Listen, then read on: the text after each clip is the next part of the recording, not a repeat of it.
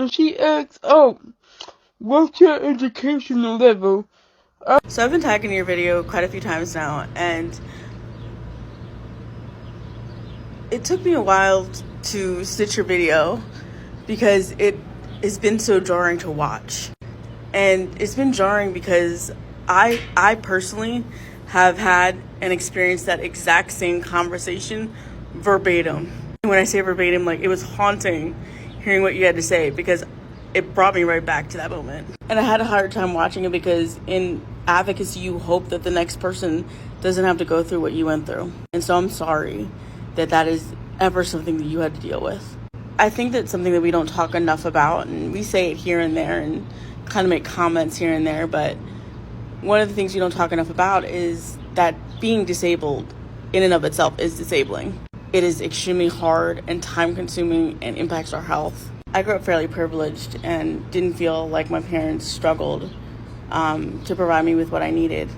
And if they did, they would never let me know. And there's this like cliff's edge that happens when you become an adult with a disability and there's nobody to tell you what it's like. Trying and fighting every single day to get services and supports and all of your medical decisions being in your hand, but simultaneously being around a group of people who fundamentally do not believe you are capable of any of that. And the stress of the system lagging so far behind is exhausting. I remember one time I had asked for paratransit to drop me off to a doctor's appointment before I had my car, and they picked me up at 6 a.m. for a 9 a.m. appointment, and I was still an hour and a half late.